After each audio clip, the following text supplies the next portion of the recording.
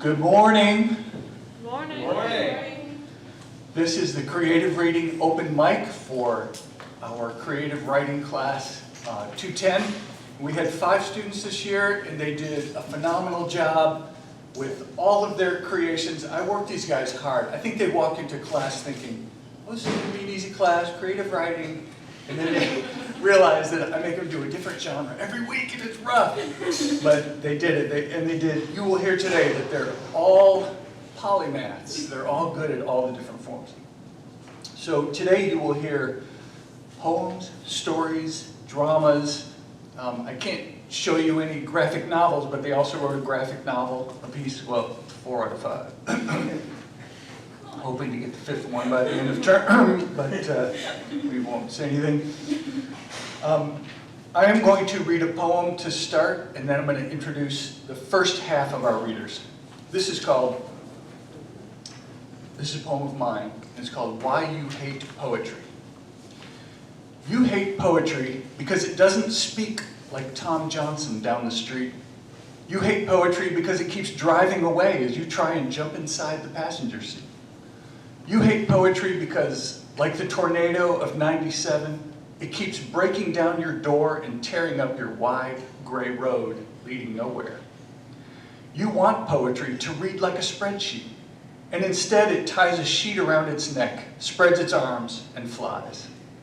The movement in poems is less crankshaft and pistons, and more hummingbirds appearing and disappearing on the porch. Annoyingly, poetry hides itself out in the pumpkin patch when you really need it to help you clean the spark plugs on the riding lawnmower. Poetry, as a rule, melts down your machine guns into monkey bars. You hate poetry because it takes your fear too seriously and spends too many hours drinking black coffee with it. You hate poetry because it won't solve the square root of your life, but takes your life, roots it, and invites it to dance. Thank you. So in the first half of our program today, you are going to hear a Villanelle poem by Jeff Joseph. And a Villanelle is a fun kind of poem that takes 2 lines of the first stanza and reuses them throughout the poem and develops them as it gets to the end of the poem. You're going to hear a drama scene called Game for Two by Ben Province. You're going to hear an open form poem, which we used to call a free verse poem, but now we call them open form because it's not free of rules. It's a form, it's just an open form. Then you're going to hear a memoir by Solomon Grant called Where Did I Go? And you're going to finish up the first half of the program with a short story by Kate Clooney called Another Friend. So please give a welcome to Jess Joseph, our first speaker.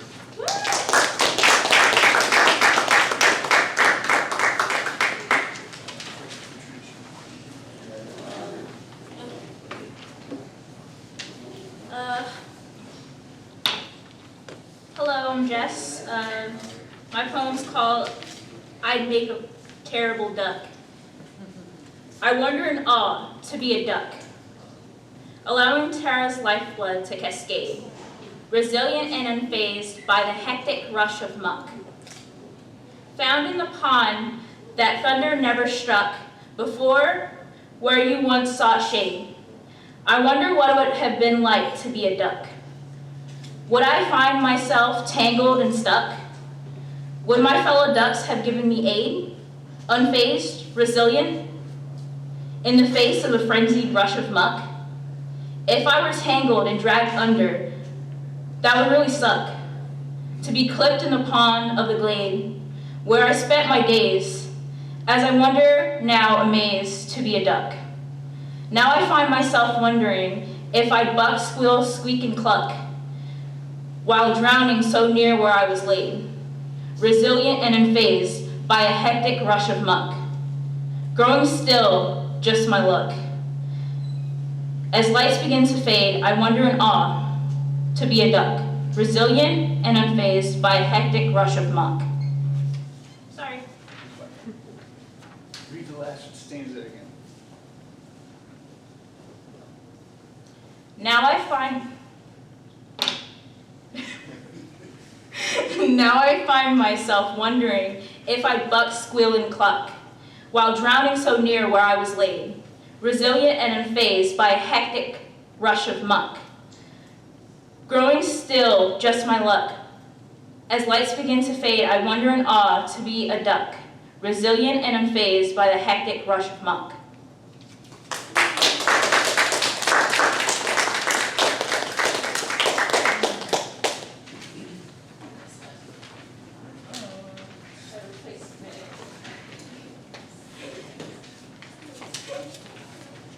You don't need a mic.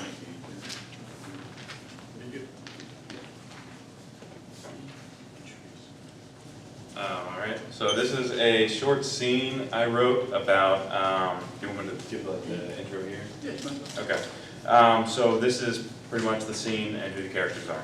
So in a well-kept, average-looking apartment, a young man in a button-up in khakis, probably in his 20s, Tim, is seen vacuuming the floor as another man of similar age shuffles in wearing basketball shorts and a wrinkle-stained hoodie, Danny.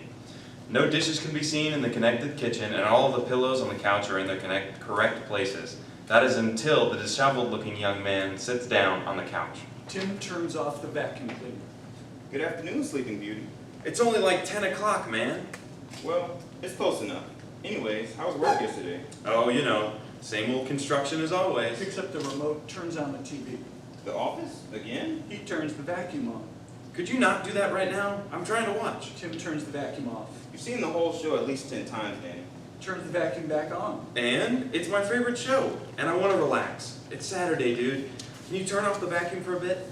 Tim turns off the vacuum cleaner. All you ever do is relax when you're home. Somebody has to keep this place clean. Well, I'm working hard in the hot sun all day and need rest. You just stay home and write your novels all day. I pay for most of the rent, so I should have the freedom to relax when I need to. That may be true, but if we're both going to live here, we both have to take some responsibility. Why are you bringing this up all of a sudden? Even when we were kids, you did the cleaning up after we played games and helped me with my homework. You've never had a problem with it. You even said you kind of enjoyed hanging out. Well, that was when we actually would hang out, and you would talk to me while we did it. It's not the same anymore. Ah, I see what's happening here. You're upset because we don't spend time together anymore, right? No way, dude. Come on, man. Don't talk like that. Just come watch The Office with me. All right, fine. Tim sits down on the couch next to Danny, pauses for a moment watching TV. You know, we should play some games instead, like we used to do at our old house. That's not a bad idea. We gotta buy a console first. I heard the new Xbox Series X is pretty good. I was thinking more like a PlayStation 5. Dude, the Xbox has Halo. Why would you want a PlayStation? It's just a better console. Since when?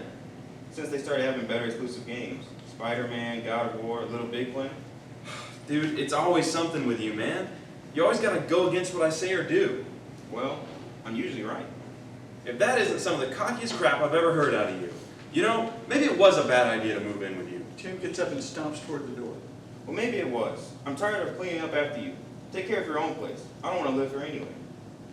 That's fine with me. I'll just watch TV like I wanted to. Wait, stop. You know I need you, Tim. I'd be a mess without you here cleaning up my life. I know. Why don't we just play some Mario Kart like we used to? That's fine with me. You know I wasn't actually going to leave, right? I got a girl coming over in like 30 minutes. What? Dude, I've always been the one who gets the girls. I'll have you know that my pickup lines are cleaner than I keep this house. Dude, this is a lot to take in right now. I'm gonna have to go pick up that Switch and you can introduce me to whoever this clean freak is when I get back. Scene.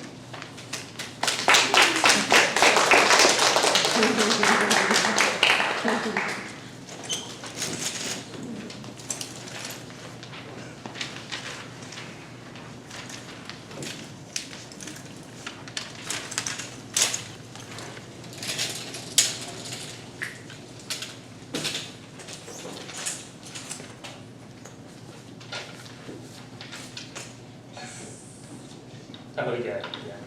Okay. This poem is called "One Day I Will Walk."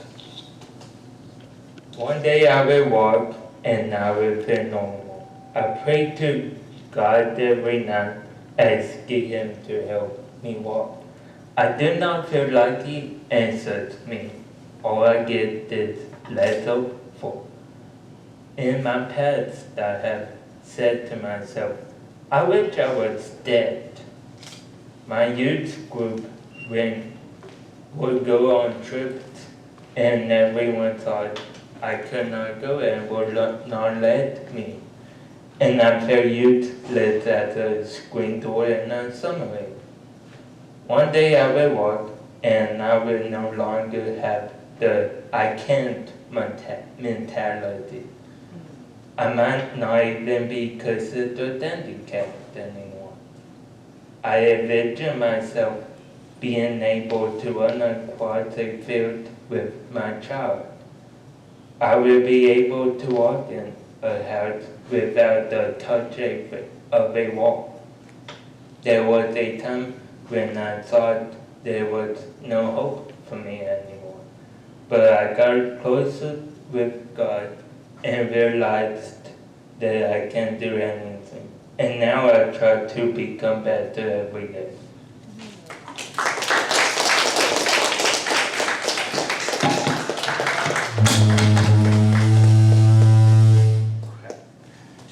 Right, Josh, you dropped the mic, that's great.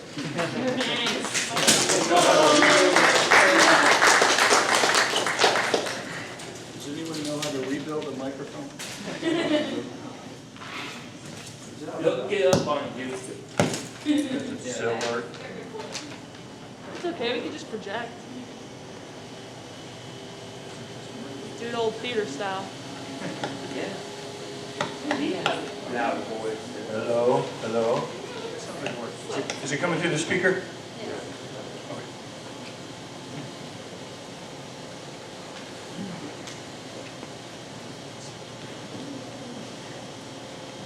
Hello? Okay. Introduce it first. Yeah. So I'm Solomon Grant, and I'm going to read my memoir titled, Where Did I Go? I seem to have misplaced something. I'm not sure where I last had it, but I can feel its absence. Somewhere along my journey, I dropped my motivation, and the wind carried away before I noticed it was gone. I remember when I didn't have to look for motivation, rather I carried it with me always, but along the way I got careless and lost it. I paid for my negligence every day. Not to even write this out has been hours of convincing myself to move my fingers towards the keyboard. Everyone experiences changes as they navigate through the troves and crests of life, but this feels different. I've lost my will to progress. How could I lose something this important? And why haven't I recovered it yet? I repeat to myself every day. It definitely should be back by now. Everything's changed. This loss has been a drastic change, but it hasn't been a very sudden one. In fact, it's like all the change in my pocket is slowly falling out through a small hole I don't know about. I've lost motivation for just about everything. Motivation to write, motivation for school, motivation to pretend I like doing my job every day, and motivation to really do anything anymore has slowly dwindled out of me. The strength I had to muster inside myself to put all this onto a page is what I imagine Hercules walks around feeling like all the time. I've even lost motivation to do things I enjoy doing, such as reading and going running, and I haven't figured out why yet. I've been looking for the thing that created this hole in my pants pocket of my favorite jeans, but I'm left staring at a pile of sharp objects and with no answers. I try to convince myself that it's because I don't have the free time to spend on things like I used to, but that's not entirely true.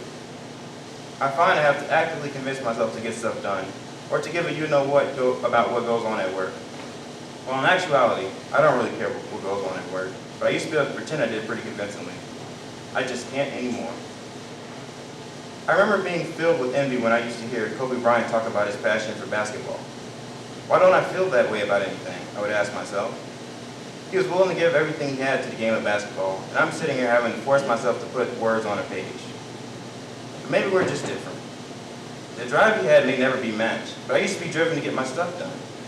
The old me would want to go on runs and make time to read and write, and move with a sense of urgency to get things done. But the new me doesn't have the motivation to do any of that anymore. Things have just changed. This loss of motivation has been a gradual change, and its weight is almost unbearable. I haven't found my motivation just yet. Retracing the steps of the old me has proved fruitless because finding old motivation isn't like a bag left at baggage claim. My focus has shifted from looking for old motives in old places and has transformed into finding new ones in new places. And even if I never find any, I won't let that stop me from reaching the goals I've set for myself. This might be the more difficult path of the two, but I can't revolve the rest of my life around motivation lost this early on.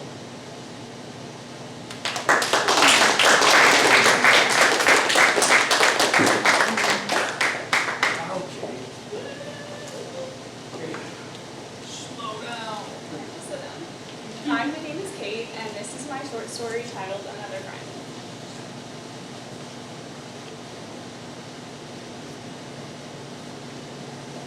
Okay, hopefully everyone can hear me a little bit better now. Okay. She ran as fast as her little legs could carry her. As she skittered up the tree for safety, she thought back on all their conversations and the time they had spent together. I guess that fence made more of a difference than I realized, she thought. She had thought he was her friend, but she was wrong. As she reached a branch high enough that they couldn't reach, she was greeted with the sight of a cat. Ooh, a potential friend, she thought. The cat was clearly shocked at her sudden appearance. Well, hello there, little squirrel, said the cat with a grin. Hello there, my name's Sarah. What's yours? The squirrel said, twitching her tail. I'm Miranda, she said, slinking forwards. What are you doing up here? 5 minutes before that, Sarah had approached the dog park as she did every evening after all the humans got off work. Every couple of days for the past week or so, she had gone there to try to make friends. She didn't particularly get along with other squirrels, and besides, she found other animals more intriguing. She had made friends with this little fluffy white dog named Buford. They had been talking across the fence for a while. She was excited to go see her friend again. She skittered along the grass and climbed up over the chain link fence that surrounded the dog park. She could feel her tail twitching and her heartbeat speeding up. She spotted her friend, one of 3 dogs, all chatting to one another not far away. She yelled at her friend, but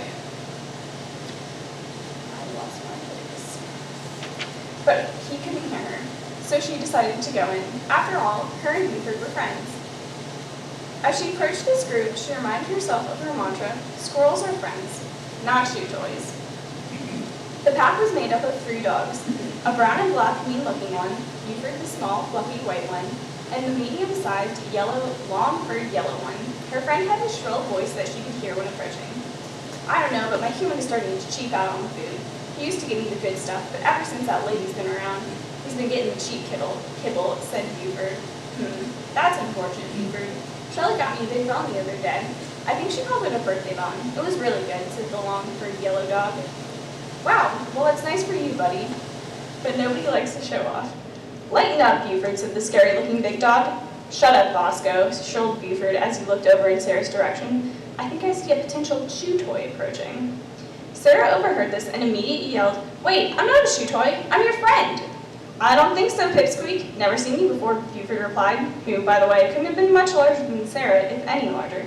Let's get her, gang, he yelled once more as the group turned towards Sarah and started to chase her. 10 minutes before that, Miranda, the striped cat, had headed down for her normal evening of taunting the dogs at the dog park. The looks on the dogs' faces when they couldn't get to her were particularly amusing. Hello, Bruce, she greeted the mallard as she passed the pond near her house. Well, hello there, Miranda. How are you doing this fine day, said the mallard. Oh, you know, just swell. Headed down to the dog park. Tell the wife and little ducklings I said hello, all right? Will do. Send the ducklings to play with me someday. Not on your life, Miranda. Ha, Bruce, you worry too much. She repeated this interaction with a beaver, a skunk, and a field mouse. Miranda had gotten to know most of the animals around here from her adventures. Despite her friendly nature, she was still inclined to mischief. When she got to the dog park, she squeezed under an upturned section of the chain link fence. The dogs didn't notice her as she scurried over to the tree in the corner. Up she went into her throne overlooking the park. It wasn't that she had a particular disdain for the dogs or anything like that. She mostly just enjoyed the attention. There's a particularly small dandelion of a dog that she did enjoy angering though. I wonder what I'll come up with for today, she thought as she settled into her spot. I'm Miranda, she said now to the twitchy little squirrel, slinking forwards before taking a seat just a whisker's length away from her new friend. What are you doing up here? I was just trying to get away from that dog down there. He was chasing me, but he used to be my friend, but he's not now, I guess. But you can be my new friend, Sarah said, speaking so fast her words almost blended together. How'd you befriend, well, almost befriend a dog, little one, Miranda said as she pondered her options. Well, you see, Sarah started as she sat up on her hind legs, balancing with her tail.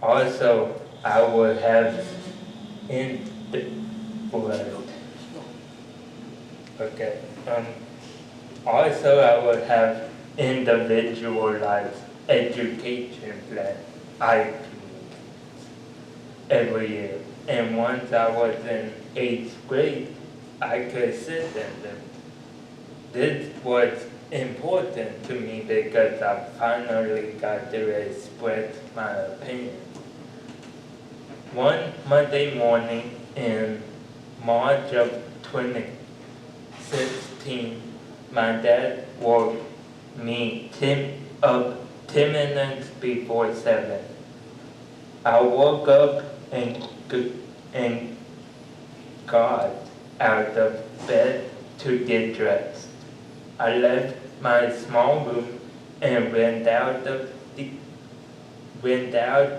the front of my house where the brown kitchen is to have breakfast.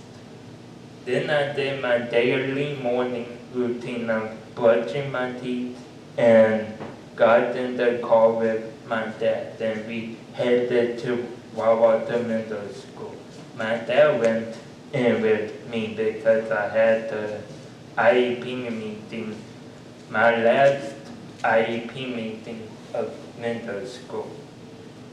This was a big one because this meeting would determine the next 4 years of my life. An IEP meeting that would last for 4 hours. There were 20 teachers there, including my parents and me, in the middle school's large conference room with that traditional cream color look, with one of those huge round tables. The meeting got intense when no one believed that I could have gone to Wakefield, and everyone thought I would be better off at Sandy Creek because of the Bridges program there, and was arguing against me going to Wakefield.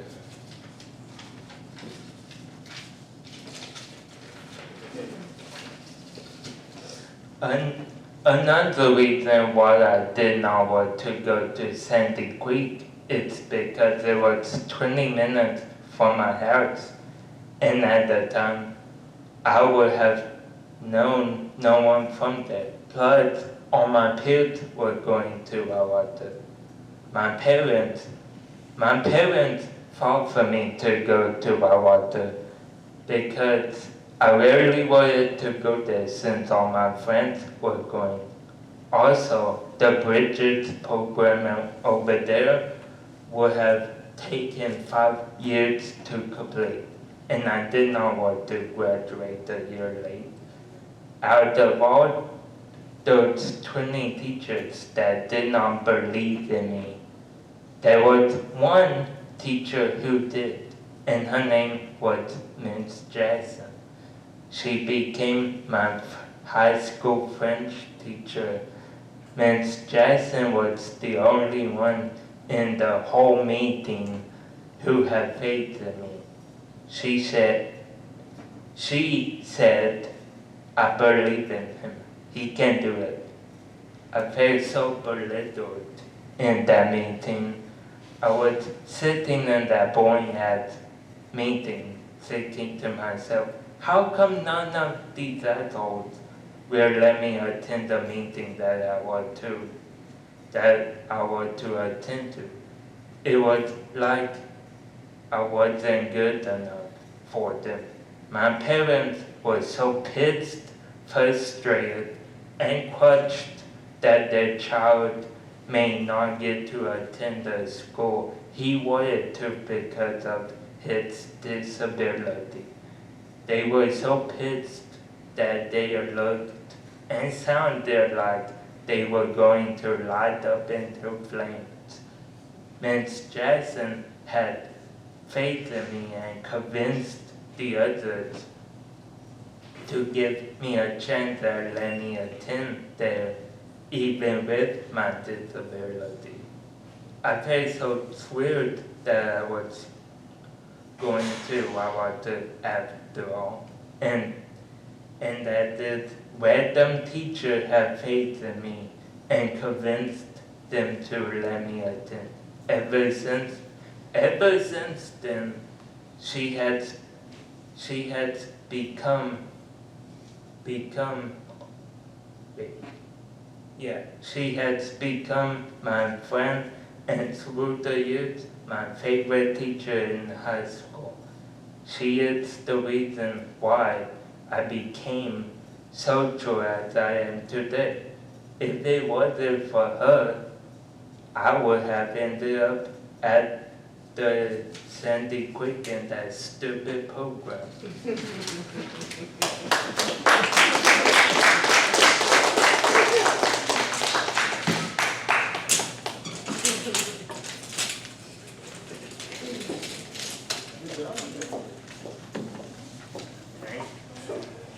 My man. So this is my poem called Lake Reflections. As I sit beside this silver lake, a picture forms inside my head, and a feeling I cannot shake. To one another, we were dead. Was it a gift, this great mirror, to see your face another time? Now I know that they are dearer. Your actions seem like such a crime. I don't think that I am bitter. I see you with some clarity, throwing out others like litter. Honesty is a rarity. It wasn't long that you turned cold, because you just couldn't be bold. How I still feel is getting old. This isn't how I saw our story being told.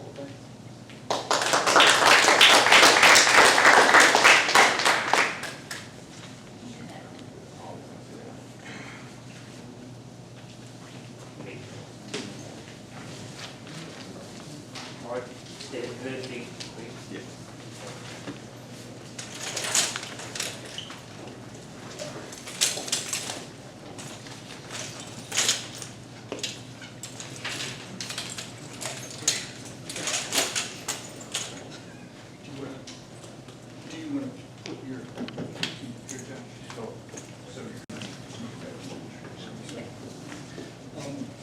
we're going to start. They already. The barmaid says, boy, daughter, time is money. No, boy, ox, look how you've grown. You see that on the second page?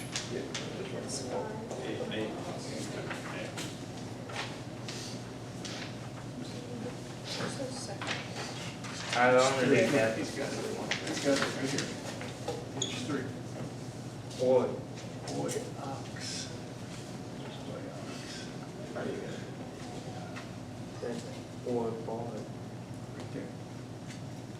Oh, yeah, That's where it's starting right there. okay. Boy. Hold on, first she's going to introduce it. Oh, yeah. Again, I'm Jess.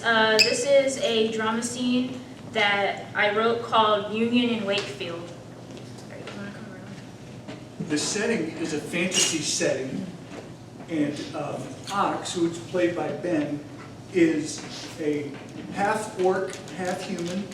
Henry is his 11-year-old son, being played by Solomon. The barmaid is being played by Josh Sellers.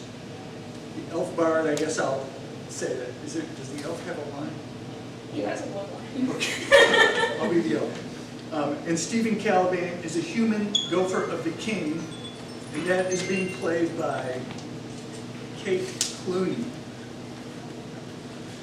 Okay, so you Okay. enter the bar.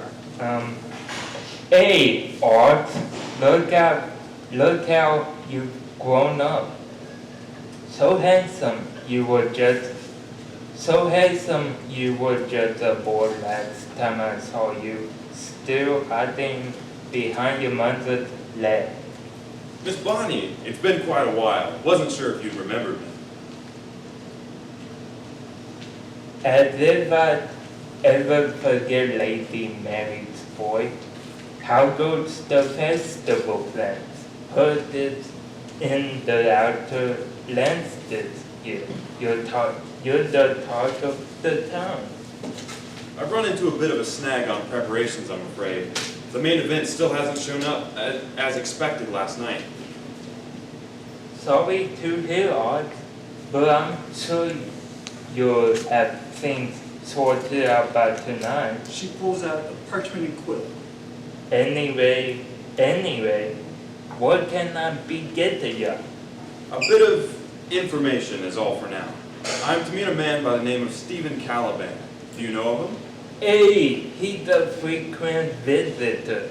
Think he's in the loft with a time. She points to the direction of a loud nobleman with his mug tilted to his head, gulping down what looks to be a third pint of ale.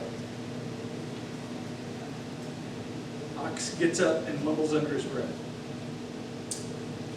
Just past the break of dawn and he's already sloshed. Outer walls relying on a drunk to think. Caliban is dressed in a noble's robe of gold and purple. He's loudly slamming an empty wooden mug down on the scuffed wooden table, calling over a young man as Ox arrives. Oi, boy, send for another. The youth rushes off. You wouldn't happen to be Stephen Caliban. Depends on who's asking, orc. I've business to attend to. No time for half-breeds, boy. We've correspondence over the matter of a loan approved by the king. As if you could read, boy. Now who is it you serve? The king would never lower himself by striking up deals with barbaric orcs. Ox snarls in anger at the insult. His tusks, which are sanded down and blunt, show. The same king with low enough standards to send a drunk to handle the outer wall economic system. It's a wonder war isn't already on the horizon with bigots like you front and center. Calvin with a drunken slur. That a threat, boy? I'll have your head. Merely stating a fact. I'm sure the king would have to take interest in, considering you're in violation of new treaty laws. You are directly interfering with our attempts to make Wakefield whole. I ain't giving loans to orcs, boy. It matters not what any king says. I refuse to do dealings with beasts. The worship off your kind 26 years ago. The king is too soft letting your kind who live in Wakefield. Outer or inner, I'd have your head, boy. You can't honestly think war is better when we could have had peace as an option. You can't truly want such division among the king's people. We were all one city long ago, the strongest in the nation, but only when Wakefield was whole and had all of its people working together. People, the whole lot are beasts. All beasts, orcs, dragonborn, half-breeds, all of them. Such creatures are an abomination, a disease on any civilized world. Your kind step foot in. To think the king is so idiotic to even consider unity, even more so at the loss of his heir to a beast like your kind. The only disease I see on civilization is that mentality. The only abomination that's been allowed to fester in Wakefield for far too long. The only disease plaguing Wakefield are those like you. Unity of the inner and outer walls is inevitable. We will have it once more, if not in my lifetime, in the next. We are all at the dawn of a new generation, and the hate you breed will be snuffed out. I will get that loan, if not from you, then from the king himself. You will not succeed. You're the child of a beast and a traitor. Stands up, lunges forward at Ox with a dagger, knocking the table over. Today will be your last, boy. Ox turns around swiftly at the sound of the table. With practiced ease, he grabs Caliban's arm and sweeps his feet, while baring blunted teeth aggressively, the dagger falls to the ground, making an audible crash. Cowards like you are sickeningly pitiful. You can't even face me. If I were anyone else, you'd be dead, with your throat slit by your own dagger as you would wish the same upon me. I won't give you the satisfaction. Drops his arm as he continues his way down the loft area. Barmaid yells after him, "Don't be a stranger, Ox. Come any time." He exits the tavern, and Henry, his son, is crying. I don't understand. Henry, what's wrong, boy? I Lifts see him no from the injury. chair to stand in front of him. What ails you, Henry? I gave them the flyers. I? Spit it out. That doesn't tell me why the tears. The other children asked me to play, and I was happy. But just when I went to join them, two large ladies came, yelling me off. They said such cruel things to me, though I did nothing wrong. They pulled the other children away. Ox hugs him. What did I do, Father? Why did they have so much fear in their eyes? Why did they look at me like I was some monster? I know, my boy. Don't worry, it wasn't you, or anything you did wrong. Then why? We just wanted to play adventures. People just fear what they don't understand, Henry. They fear those who look different. But I'm no different than them, right? I know that, and you know that, Henry. But fear and hate, they aren't in everyone, you know. Take those children, for example. I'm sure they weren't scared, were they? No, they're really nice. They're even gonna let me be the hero. But I wish I could change their minds. I'm not scared. No, you're not. Far from it. But look, my boy, whenever you're faced with something like this again, just remember, don't let them change your character, son. Remind yourself not everyone fears you, and that there are those who can see you just as I do. Just be the best you can be, Henry, and that's all you can do. Yes, Father. I'll remember that. Thank you, Father. Senior.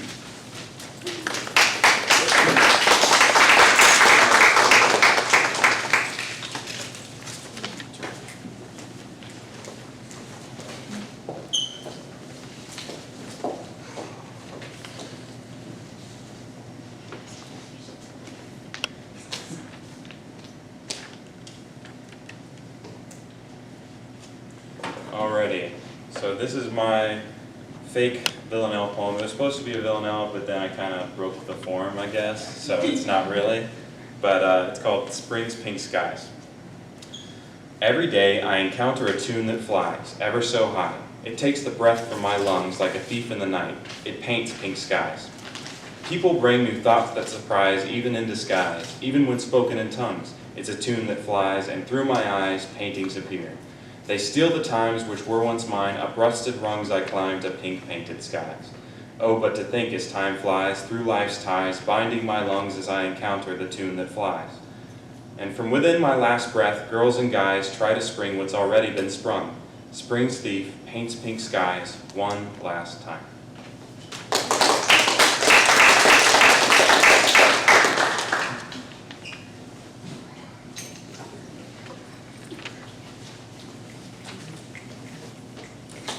Are there any other students who want to read besides Audrey? Did anyone walk in with anything? Some year, my vision is that this place is filled with people reading their stuff. But we did get one entry of someone who's not in this class. Her name is Audrey Williams. I don't know Audrey Williams, but she sent me her poem, and it's excellent. So give a round of welcome, please, to Audrey Williams.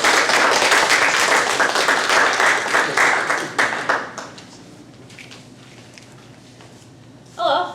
Hello. So, my name is Audrey Williams, and this is a pretty personal poem that I wrote a while back ago, feels like forever now, about a toxic relationship that I've been in for almost 3 years now.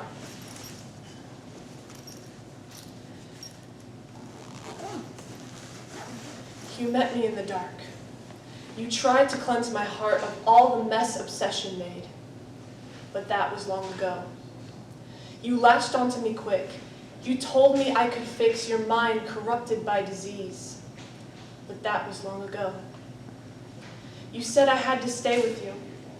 You said I had to choose 2 worlds, only one I'll lose, but that was long ago.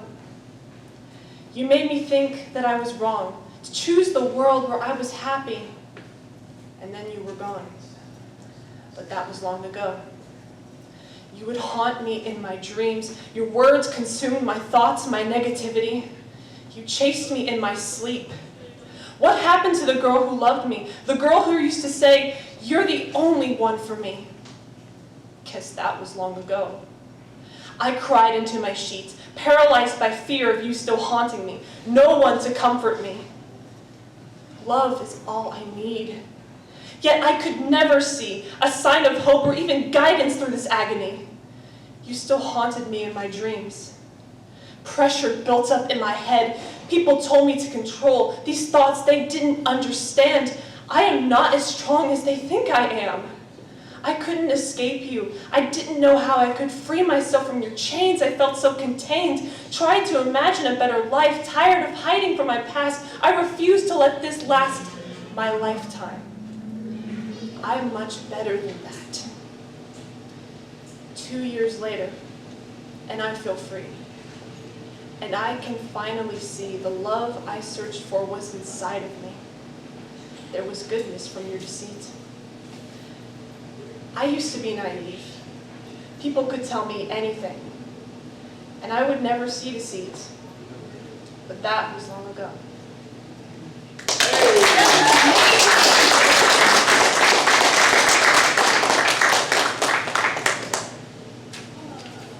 Audrey Williams, you got any interest in a creative writing class? Because you're good. I Well- actually wanted to join your class, but I didn't have it fit in my schedule. Where's the program staff? Where's the admission? You gotta figure If there was this like out. a club or something, I'd definitely join it. We do this once a year, sometimes twice a year, creative writing, so we invite anyone who wants to do it to do it. We want to thank all the students today who did their poems. That's it. Dude! Wait a Hey, minute. I want to be a part of this too. I'm a student here too. Hello, fellow students. Oh, we have another student who wants to read here. Yes. Okay, you want to introduce yourself? Sure. Hey, everybody. I'm Joe Freshman. I just started here. Super excited. Thanks all for having me. And I'm a great student. I promise. Look, I'm an amazing student. Oh my gosh, it's so exciting. Oh, here, I got a poem. Really proud of this poem. I hope you don't mind. Oh my gosh. Wow. Thanks for letting me be here, everybody. Thank you. Okay. It's the greatest poem I've ever written. A banana on the wall. My life is mysterious and full of art. Alas, the insults still tear me apart. Oh, why is my work never good enough? I heard, but I'm told, bro, just be tough. Oh, my art is free and full of passion, but so misunderstood. I have to ration. Oh, why don't I just throw a banana on the wall?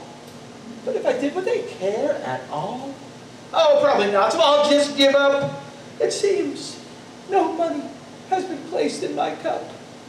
I'll fake my way into the fields of success, or maybe I'll sit down and take a rest. Hey! Ah, that was brilliant. Ah, no respect. Doesn't deserve respect, that's why. That must be the imposter of the email. Let's give Professor Guyton a hand. So we spice it up with a little humor. Now we're going to have actually a short play that Professor Guyton has written, and then we have one more entry, last minute entry, which we'll have after this play. So Professor Guyton is going to introduce this play. All right. Play's titled Dead Giveaway. Come on up, actors.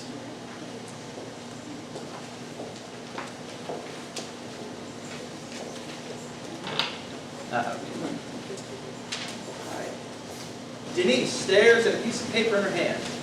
Her husband Robert stares at her proudly. Well, what do you think? I don't know what to say. Are you surprised? Of course. Happy Valentine's Day, sweetheart. He kisses her on the forehead. Well, it's just, I was kind of looking for flowers or candy, but a funeral arrangement? Well, sure. Don't you want to know that your future is secured? Our future? He shows her the pamphlet. Look, honey, we'll be buried right next to each other in the lover's plot. The gravestones will be a large heart with both of our names engraved upon it, with the words, "For they so loved each other that true love will never die." But that's a little creepy, don't you think? No, it's romantic. And what if we don't die together? What if, you die first and I remarry, or I die first and you remarry? What if? Would you want to remarry? Because I don't. You're the only person I've ever loved. Aw, that's sweet, sweetheart. But statistically speaking, men do die earlier than women. And? And I'm not sure that I want to die alone. Oh, I'm sorry, but it's just... no, that totally makes sense. I guess I never really thought of it that way. I just thought until death do us part, and what? I hadn't really considered what would come after that.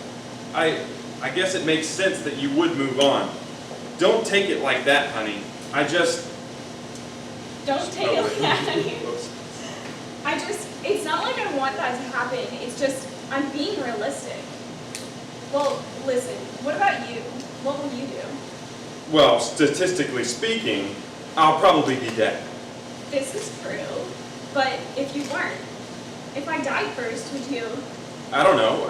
I guess if you wouldn't be upset about it. Of course not, Robert. I would want you to be happy. Always.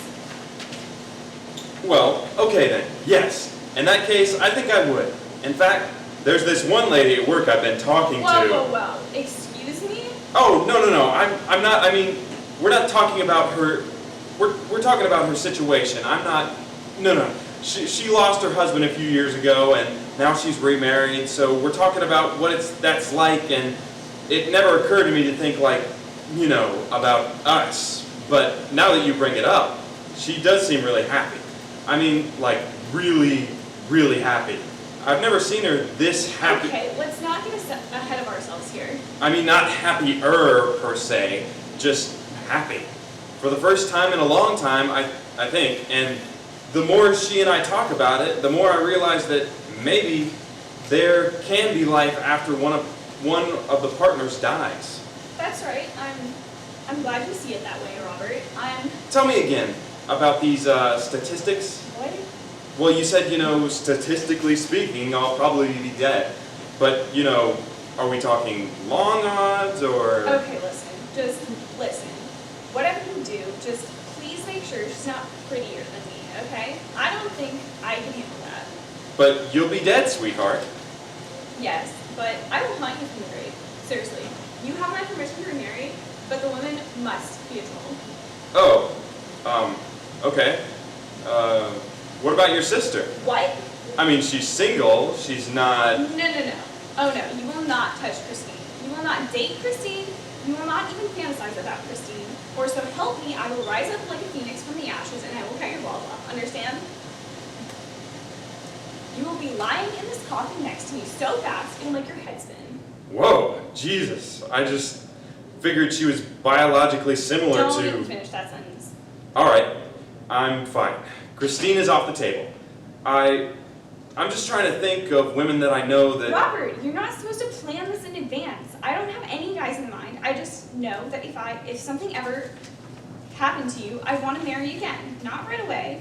Not even in the next 5 years. Just someday. So I don't have to be alone. That's all. And besides, this is all purely hypothetical anyway. We're both probably going to die together in some horrible plane crash or something. So there's no need to even talk about it. But I'm afraid of heights, so... As well you probably should be. Since that's the way we're both gonna die. Eventually. Way off into the future. Robert, listen. I love you very, very much, and you're very thoughtful in your own way to get me this. But I wish you had talked with me first about it, that's all. It was supposed to be a Valentine's Day surprise. And it was, believe me. I was completely surprised. But if it makes you feel any better, I'll accept this gift, okay? And if we die together, then yes, I would love nothing more than to be buried next to you for all eternity. But if you die first, then I'm out of here. I'm selling my half of this plot to the next highest bidder, and I'm moving on. I just hope the person I sell it to is not a snorer. Right, or more beautiful than you. Please, there ain't no one more beautiful than me. All right. That's true. Well, listen, if you die first, then I will promise you this, okay? I will go out and find a woman who is uglier than you. Not too much uglier, but slightly. And I will move on down the road as well. Do you have any restrictions on how well they can cook? No. Good. So kind of ugly, but excellent chef. Got it. That sounds kind of like you. She plays with his nose. He laughs. Well, I guess there's only one solution then. What's that? We're both gonna have to live forever. I like the sound of that. They kiss. End of play.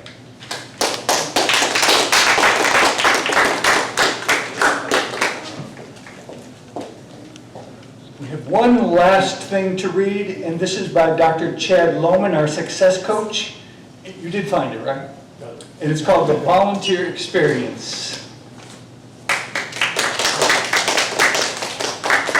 Again, feel free to have cookies, coffee, whatever.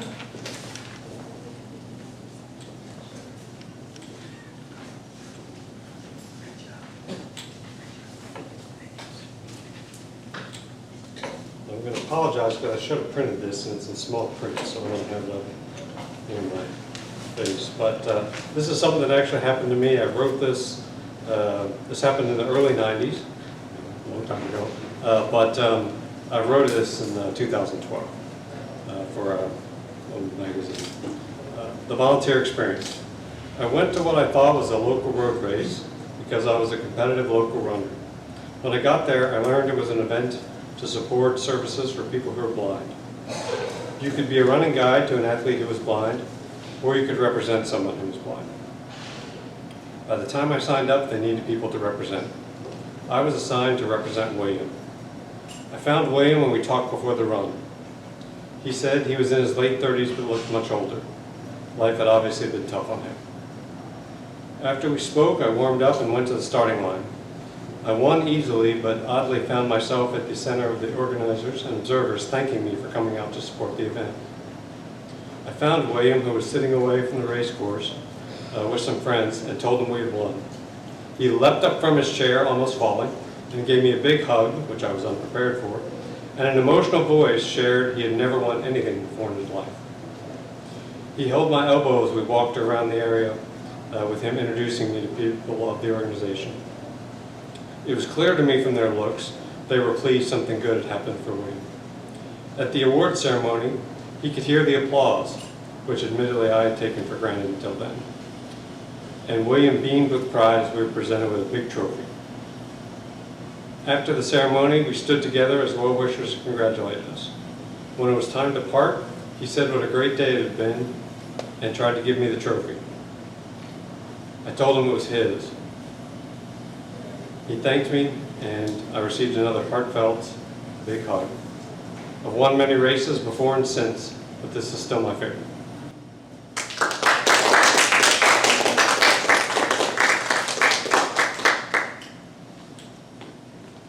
Students of English 210, pass or fail, what was the genre? Yeah. Pass! Hey! Okay, now we're going to give awards, and I've asked a completely impartial judge, Professor Guyton, to hand out the awards today.